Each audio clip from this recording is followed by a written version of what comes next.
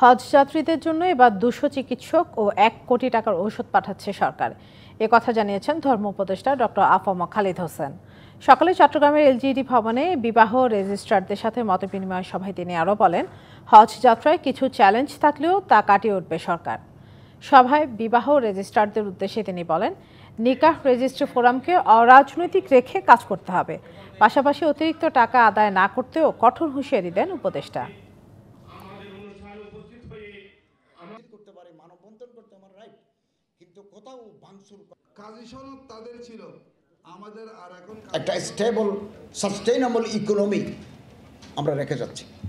অতএব এদেশ আমাদের সবার, আমরা কনস্টিটিউশনাল কন্টিনিউটিকে আমরা মেনটেন করেছি, সাংবিধানিক ধারাবাহিকতা। এক সরকার গেছে, আমরা অন্তর্বর্তীকালীন সরকার, আরেক সরকার আসার জন্য আমরা পথ তৈরি করে দেব।